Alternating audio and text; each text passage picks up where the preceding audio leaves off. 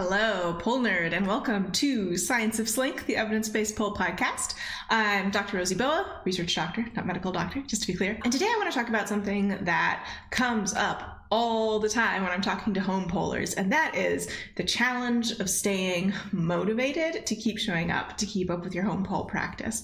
And of course, you know me, I'm going to bring in some research, I'm going to give you some research-backed tips, and it should be, hopefully, super helpful for you. So let's hop right in. So to start off with, I think there are some things that are unique about home pole. A big one is that you can do it at any time, right? You have complete flexibility with your schedule, and often that means that it doesn't show up on your schedule at all, right? Because, well, you know, I scheduled time on Tuesday, but then something came up and I could do it Wednesday, but then on Wednesday something comes up, right? So I think it can tend to get bumped to the bottom of your to-do list because it's just always available, right? You could do it anytime. And another thing that I think is really challenging for home polers is that we don't always, I mean, you can say if you cook online classes with somebody like me, but we don't always have community, right? It is kind of just us. So we really have to have, especially if you're training by yourself, intrinsic motivation to want to do the thing and show up for the thing. And that can be really hard to find. So today I'm going to talk about some of the research around motivation, specifically for doing exercise at home, which is what we're doing. My pole's over there. You can't see it, it's off the screen, but it's here. So why do people choose to exercise, right? What is it that makes you want to actually show up and do things and move your body? And there's been a lot of research on this, obviously, and something that comes up quite a bit is just to improve your quality of life, to feel better in your body, to move more easily. So there's a 2015 study by Kubaisy et al. In Procedia-Social and Behavioral Sciences, where they took a bunch of possible reasons, looked at how much people agreed with them about why they exercise. They were looking specifically for gender differences. They weren't really gender differences that big. The only one that, I would say seemed to be pretty robust is that the men they surveyed were more interested in increasing the quality of their sex life than the women they surveyed. And that was, for them, motivating to show up and exercise. But number one, sort of for most people, is improving your quality of life, feeling better. Another motivation that comes up, which is not one that I specifically coach for or necessarily think is a great idea, is to change your body composition.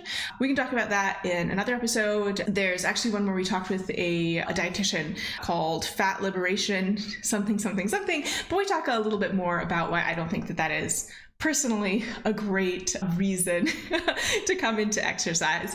But that's, some of the reasons why people exercise. And I think, especially for pole, which is a very extreme type of exercise, right? Like, this is not, a follow along yoga Pilates video, which is very accessible, right? You went out and bought a pole and installed it in your home. So clearly it's something that you were invested in. I think enjoyment plays a big part in it. And I think that enjoyment can be, again, intrinsic motivation. I like doing this. It's fun. It feels good in my body. I like feeling accomplished when I learn new things. I think that can be a really big motivation for people. Also, that sort of social aspect as well, right? I don't know, pole dancer is kind of a cool thing to be. And when people learn about it, they can be really interested and they may be, intrigued or excited. And that can also be a really helpful motivation to exercise. So even though the motivation may be coming intrinsically, that doesn't necessarily mean it does not have social factors associated with it. Because I am trained as a social scientist, and I'm not going to forget the social stuff. Interestingly, some of the research that's been done, particularly a lot of the research on exercise motivation, is looking at patients who have had some sort of cardiac event and are doing rehabilitation. Because if you can do that rehabilitation at home, is it as effective? Do people actually do it? Why do they do it? Why don't they do it? Etc. It's a big research question, and a lot of the exercise motivation research is more in that clinical area. I am not a clinician. I am not a medical doctor, as I have mentioned previously, but that is what a lot of the work is on. And interestingly, so looking at McDonagh et al. 2013, home-based versus center, it's spelled British, based cardiac rehabilitation, looking at these exercise programs that are specifically designed for, getting your heart back in order after an event. This is a big meta-study looking at a bunch of different work. It looks like there was no difference in efficacy between exercising at home and exercising in a center, right? So the goodness of the intervention was the same regardless of where it was applied, which is great for us as home polers, right? Because that suggests, hey, I can get the same benefits of working out at home that I can in a studio, which I think is obvious maybe. I don't know, maybe it's not obvious, right? Like sometimes it's helpful to have data to back up things that seem foundational, but no evidence to suggest that you're going to get worse pole workouts at home. And again, looking at this big meta-study, another thing they found was that people who are exercising at home are slightly more likely to actually do it, which I think is very heartening because, you know, we're home pullers, we're working at home. I think we see our challenges, right? Like we see the things that are hard, we notice the things that are hard. But it is good to know that even with those challenges, there are benefits, and actually showing up and doing things, it seems like working from home makes it a little bit more likely that you're going to be able to show up and do it. Again, based on this meta-study of patients doing cardiac rehabilitation, which obviously they have another motivation, which is that this has been prescribed by a doctor. Also interesting research that the degree of trust that you have with the doctor who prescribed the home exercise affects how likely you are to actually do it. So working with trusted professionals, me, maybe? I don't know if you trust me or not. I mean, if you don't know me and you want to go through and look at the research for yourself, I highly encourage that. I think a little bit of skepticism is spice of life. So people's motivation to exercise, a number of motivations in general. People want to feel better in their bodies. I mean, I want to feel better in my body. It's a big reason why I exercise. Exercising at home, exercising in an exercise place. Same efficacy, doesn't seem to be a big difference in how good it is. You might be slightly more likely to actually show up and continue to work if you are working from home, which is great if you already are working from home. Let's go from the general now down to things that are a little bit more specific. So specific research-backed recommendations that I would make for you as a home puller to help you stay motivated. And this is a really big one. So a lot of the research on exercise and movement, particularly in adults, because I don't work with children, I only work with adults, is self-efficacy. So self-efficacy is something I've talked about in a couple of episodes before. It's this concept from psychology where basically the idea is that you believe that you have the ability to create change in your life for yourself, right? When it comes to exercise, that's things like if someone shows you how to do something and then you can do it, right? You know, thinking about pole moves, like you see a pole move, you learn a pole move, right? And you believe going into it that you can learn that pole move. So you have that belief that you can affect change on yourself. And particularly when you are first starting out with home exercise, particularly in that sort of like malleable initial stage, you really want to see evidence that can help you build this sense of self-efficacy. You want to be successful. You don't want to do things and fail and fail and fail and fail and fail. And I've talked about that before where I don't think that's a great way to learn anything. I do know that for some people that is from how they've been taught pole, and I do think that that's something that comes from other movement teaching traditions that I personally am not a huge fan of, which means you really want to find something that is accessible and level appropriate and fitness level appropriate for you as a person. Also, a lot of the foundational study about self-efficacy is Schutzer and Graves' Barriers and Motivations to Exercise in Older Adults. Really, really widely cited chapter. If you've been reading in this area at all, you've presumably already read it. So you want to see yourself succeed, and ideally early and ideally often. And it doesn't have to be succeeding at something that is absolutely, overwhelmingly difficult, right? But it should be at something that's non-trivial, right? You should be able to see evidence of your own ability to do something new. And I think this is where a really experienced teacher can help you, right? They can look at what you're doing and give you like the feedback, the tweak, the, adjustment for your body that's going to help you have that success, which I think is super important for, all students, period. But particularly when you're first starting out, particularly when you're struggling with motivation, seeing success really gives you that sort of flywheel momentum to keep going and keep training. And it's super, super, super important. So find a way to be successful. Do things that are maybe just like a little past your capability. Don't try to push yourself to do the hardest possible thing. Really break things down into bite-sized steps, work on each of the bites and train in turn, give yourself like success points, feel that emotion of success. Very, very important for you to continue to want to show up, because no one wants to show up and do something if they're just going to fail the whole time, right? That feels bad. That does not feel like a good time, and I encourage you not to set yourself up in that situation. And this is where a teacher, an instructor, or coach can really help you.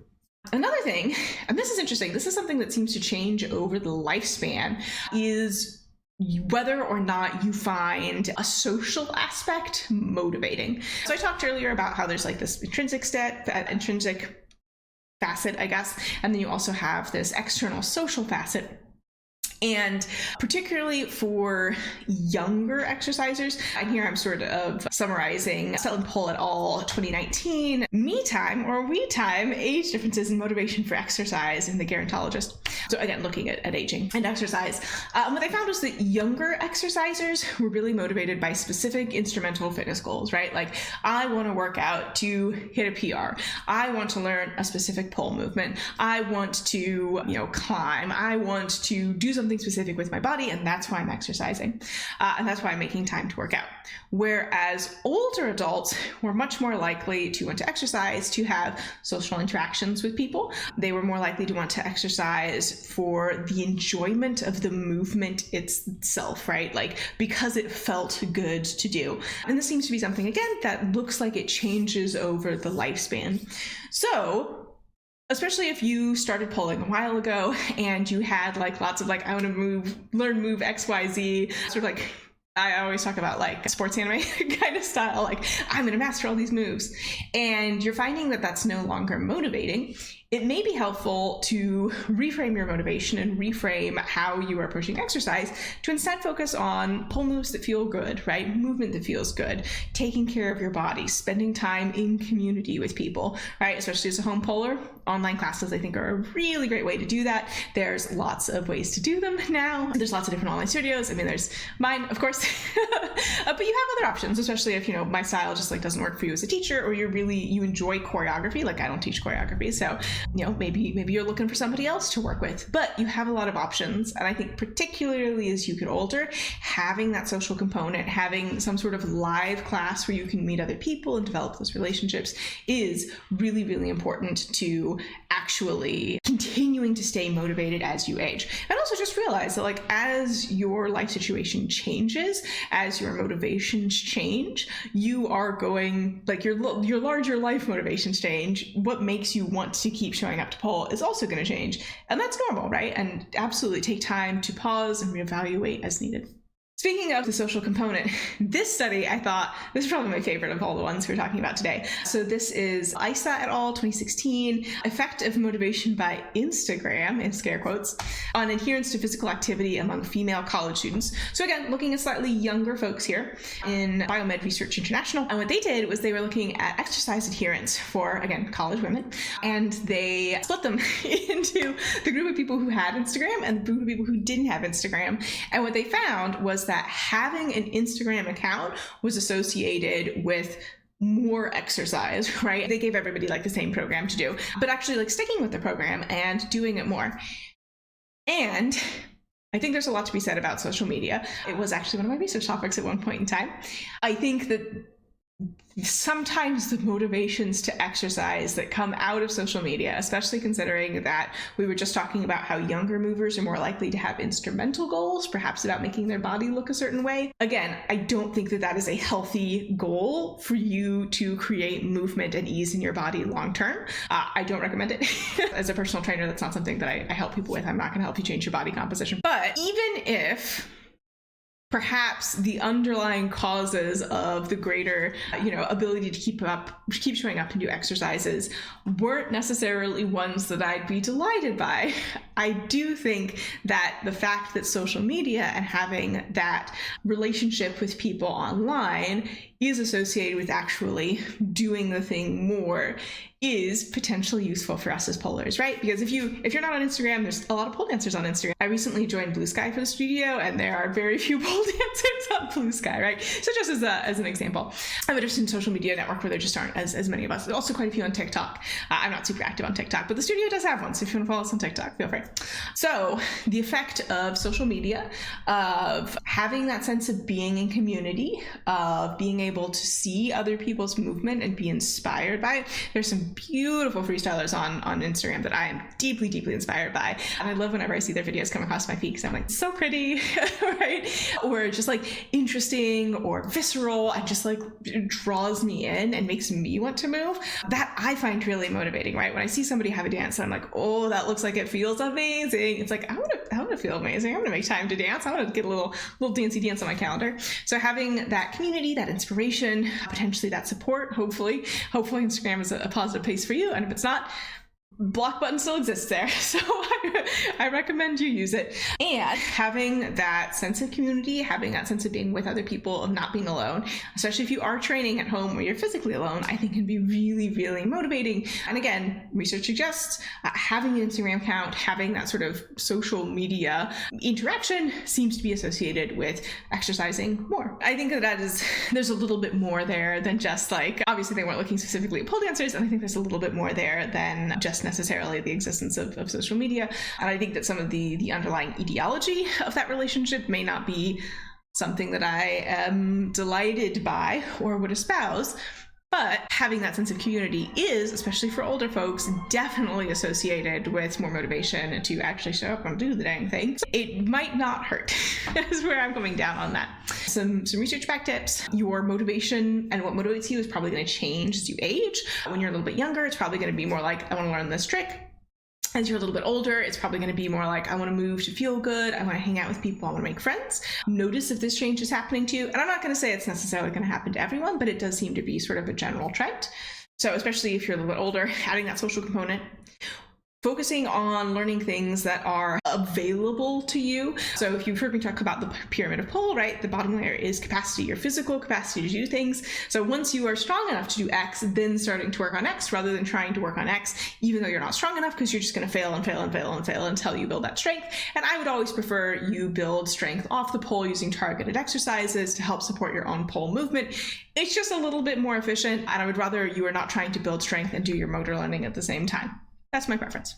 That's also why a lot of times if you're working with a personal trainer, right, or you're learning a new lift, you'll start to learn the lift just like miming it, like with nothing in your hands, and then like with very, very lightweight, and then you begin to add weight and sort of progress the movement once you understand what you're supposed to be doing in your body. But the building of the strength and the understanding the movement in your body are two separate things. They're sort of decoupled in that learning process, and that is my recommendation for how to learn a new lift personally. So I would rather that you work on your capacity first and then work on the new trick, and try to work on things that are already in your capacity, especially if you're training at home, especially if you're training alone at home.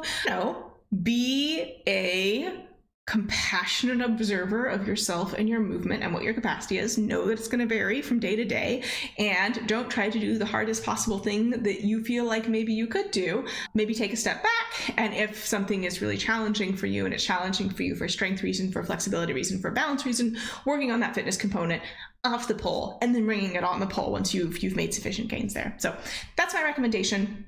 Working with a coach can be really helpful there. Working with a teacher can be really helpful there, because they can, ideally, they will be able to provide, variations, regressions, changes, exercises to support you so that you do get to feel successful. Because I think that is super, super important for actually being motivated to, stick with anything, right? Like, is there anything that you've gone and done in your life where you've just failed over and over and over and over and over and over and over and over and over and over and over again? Unless you are, I'm describing myself here, a little bit pig-headed, a little bit obstinate, you probably stopped doing the thing, right? Like, it felt bad and you were like, okay, I'm not getting results here, I'm going to do something different. So I would definitely recommend doing things that make you feel successful, that help you build that sense of self-efficacy that is associated with being able to successfully exercise and move and pole dance at home long term.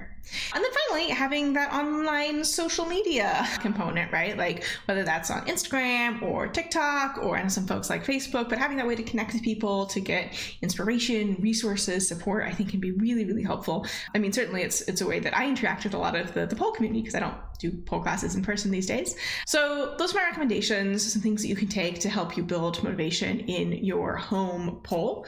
And of course, and this is the point where I mentioned that you can come work with me. And these are things that I obviously keep in mind, right? Like, I teach all my classes live, so you have that social component. If you're in my membership, I build everything to work together, right? So what we are doing in strength and conditioning builds into what we do on the pole, builds into what we're playing with freestyle. Like, I try to bring everything together in sort of this cohesive whole to help you have more success and feel more successful, because again, it's really, really important to you being able to stick it out long term and move your body, because we all need to move our bodies, and it might as well be fun, and we might as well enjoy it, and it might as well be as easy as possible to show up. And that's what I want for you. I want you to show up consistently, move your body, and have a fun time doing it. That's all I got for you today. I hope you took some little pointers, some little granules with you for your pole journey from here. As always, feel free to reach out. I am on the internet. And my website is scienceofslink.com, just like the podcast, or slinkthroughstrength.com. They go to the same place. And you can learn a little bit more about me in the studio and what I do. Thanks so much for joining today, and I will talk to you very, very soon.